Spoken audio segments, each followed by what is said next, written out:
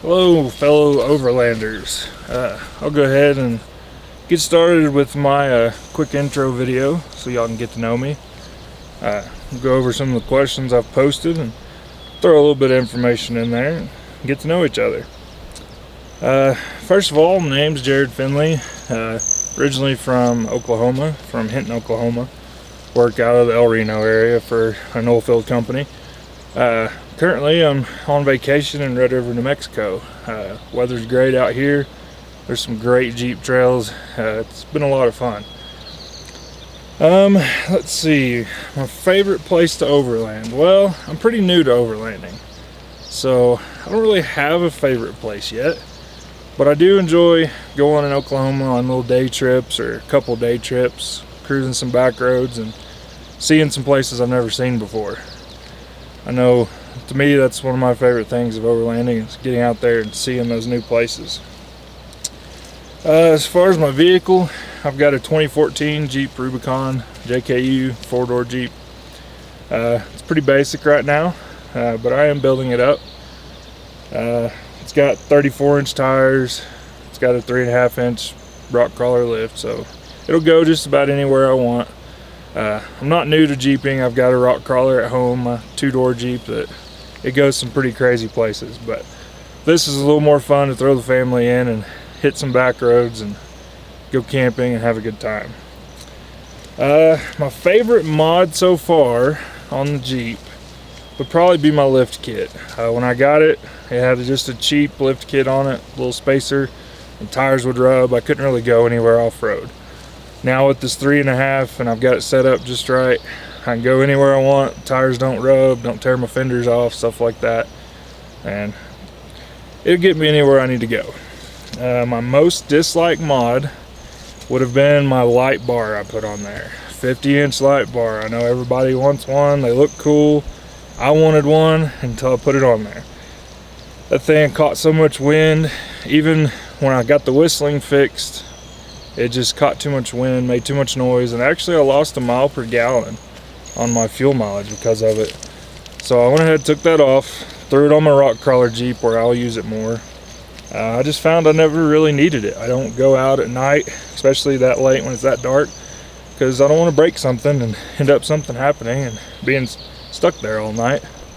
So I've got a couple little lights. I plan on putting another light on the front bumper, but I don't think I need the light bar. That's probably my most disliked mod.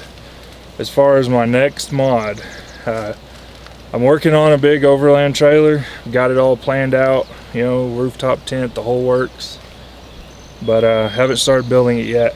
But in the meantime, I'm getting out there, having some fun with the tent, doing stuff like that. Sometimes hammock camping. And I think probably my next mod is going to be a table. Probably one that attaches to my tailgate that folds down. A lot of places I go, there's picnic tables, and I can set the camp stove out on that, and that does a good job. However, sometimes when you're out in the woods and you want to cook something up, I don't really have anywhere good to set that stove yet. So that's my next mod. Hopefully I'll work on that when I get back from vacation. My gear I would recommend for a newbie. As far as your sleeping arrangements, some people like hammocks, some people like tents, some people sleep in their cars. Cooking, it's the same thing. Everybody likes something different.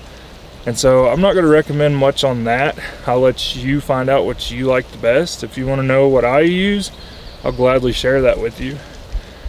But I think everybody that goes overlanding, whether you're in a 2-wheel drive car, cruising back roads, enjoying it, or a full-on rig, you need some kind of recovery gear. If you're by yourself, a winch, stuff like that, max tracks, they'll get you out of some holes and get you back to the main road if you need to. If you're going with other people, a lot of times a cheap tow strap will get the job done.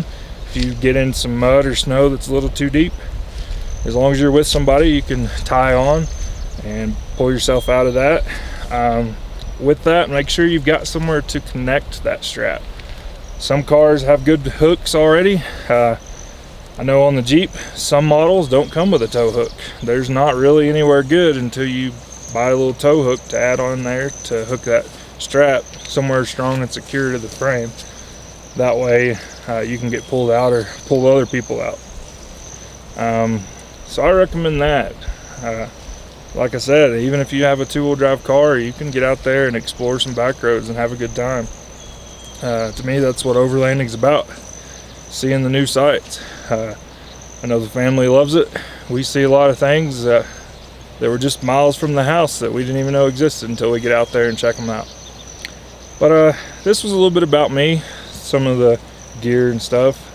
If you have any other questions, post them up in the comments below, and hopefully I'll see you out on the trail someday and we'll get to know each other and go cruise some back roads or something. Hope y'all are having a good weekend, and as always, go all over.